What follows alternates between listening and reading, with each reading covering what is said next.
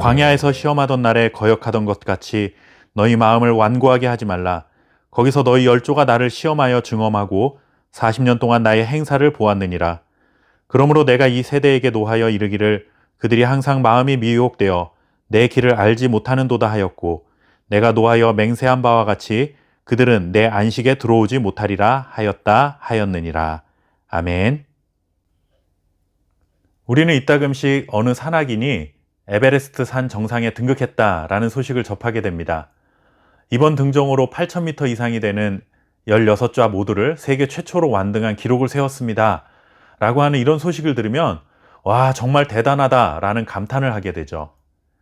직접 그런 등반 경험을 해보지 않더라도 그 자리에 오르기까지 정말 상상을 초월할 수 없는 많은 어려움들을 이겨냈을 것이라는 그런 생각은 누구나 할 수 있습니다. 일반적인 사람들은 평생 한 번도 경험하기 힘들 만큼의 추위와 싸워야 하고, 한 치 앞도 보이지 않는 눈보라를 견뎌내야 하고, 때로는 예상치 못한 눈사태로 생사를 넘나들 만큼 큰 위기도 극복해냈을 것이고, 실제로 함께 등반하던 동료를 잃게 되는 아픔을 경험했을 수도 있을 것입니다. 그렇게 어렵고 위험한 등반을 왜 해야 하는가?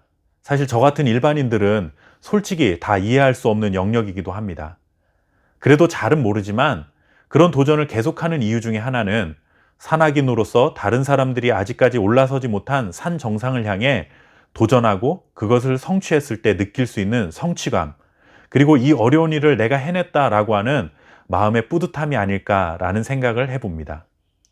사실 생각해보면 우리가 인생을 살아가면서 많은 수고를 합니다. 땀 흘리며 수고하는 이유 중에 하나가 바로 이런 것이죠. 지금은 비록 수고스럽지만 이 수고를 통해 얻을 수 있는 결과를 기대하는 것입니다. 당장은 힘들고 당장은 어렵지만 이 과정을 통해 주어질 무엇인가를 기대하면서 그것을 이겨내는 것입니다. 특별히 하나님을 믿고 살아가는 우리 그리스도인들의 삶은 더더욱 그러합니다. 하나님을 믿고 살아가는 동안 주시는 은혜와 축복이 물론 있습니다. 그러나 그런 현세적인 축복이 우리의 궁극적인 목적은 아니죠. 우리 성도들이 신앙생활하며 궁극적으로 소망하는 것은 이 땅에서 잠시 누리는 부귀영화가 아니라 영원한 하나님 나라에 대한 소망입니다. 그래서 성도들에게 가장 중요한 것이 바로 무엇인가 하면 믿음입니다. 이러한 인생을 살아가도록 하신 그 하나님에 대한 믿음, 우리의 인생 끝에는 반드시 약속된 종착점이 있다라는 믿음, 신앙의 길을 걷는 것이 결코 헛되지 않을 것이라는 믿음, 이 길을 가는 동안 반드시 인도해 주시고 지켜주시리라는 믿음, 그리고 무엇보다도 하나님은 신실하신 분이라는 그 믿음, 이것이 우리들에게는 반드시 필요한 자격 요건 같은 것이라 할 수 있습니다. 오늘 우리가 읽은 본문은 구약 이스라엘 백성들이 광야 생활 중에 하나님을 온전히 신뢰하지 못한 실패의 역사를 언급하고 있습니다. 이들은 광야 생활 중에 하나님을 온전히 신뢰하지 못한 경험이 있습니다. 하나님은 자기 백성들에게 하신 약속을 결코 변경하시거나 취소하지 않으십니다. 반드시 자신의 약속을 이루시는 신실하신 분이시죠.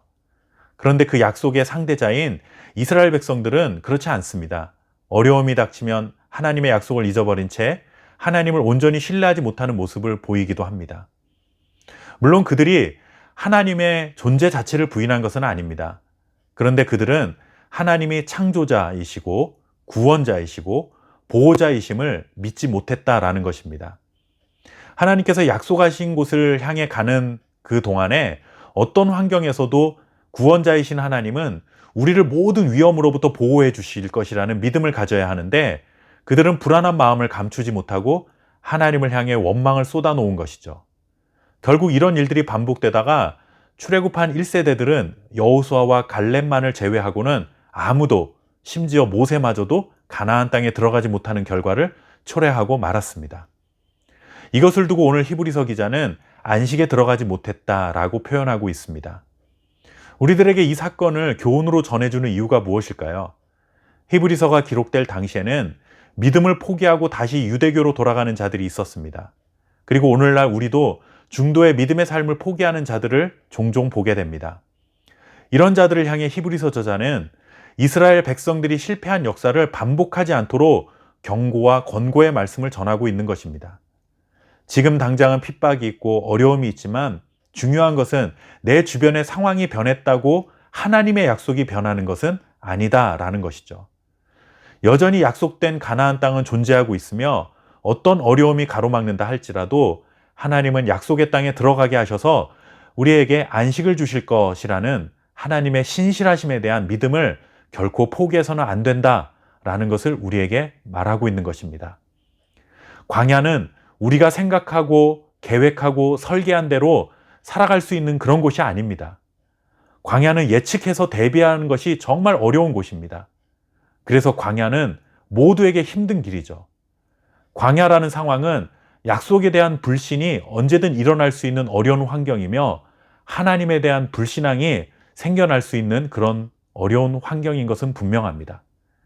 그러나 그렇게 우리의 계획과 예측이 아무런 소용이 없는 곳이기 때문에 오히려 하나님을 전적으로 신뢰하게 만드는 훈련의 장이 될 수 있다는 것입니다. 광야에서는 철저하게 하나님의 말씀을 들어야 하고 그 말씀에 순종해야만 안식을 누릴 수 있습니다. 사람이 떡으로만 사는 것이 아니라 하나님의 입으로부터 나오는 모든 말씀으로 살아간다는 의미가 무엇인지를 정말 마음속 깊은 곳에서 진심으로 깨닫게 되는 곳이 바로 광야입니다. 광야는 모든 것이 없는 황량한 곳이지만 모든 것이 없기 때문에 하나님이 가장 선명하게 보일 수 있는 곳이기도 합니다.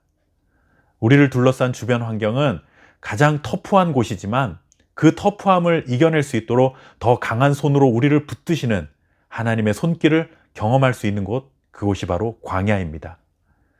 오늘 히브리서 저자는 광야에서 조상들이 실패했던 경험을 들려주면서 너희도 지금의 이 어려움 때문에 하나님을 신뢰하지 못하는 나약함을 벗어버리고 하나님의 말씀을 듣고 그 말씀에 순종함으로 끝까지 약속을 향해 전진하도록 격려해 주고 있습니다. 우리도 인생의 거친 광야를 또 살아가야 합니다. 그러나 거친 광야가 우리의 믿음을 포기해버리게 만드는 저주의 장소가 아니라 오히려 하나님의 신실하심을 더욱 신뢰하게 만드는 축복의 자리로 만들어가는 그러한 은혜가 있어야 될 줄 믿습니다. 오늘 하루도 이 하나님의 은혜가 우리의 삶에 가득하기를 간절히 소망합니다. 감사합니다.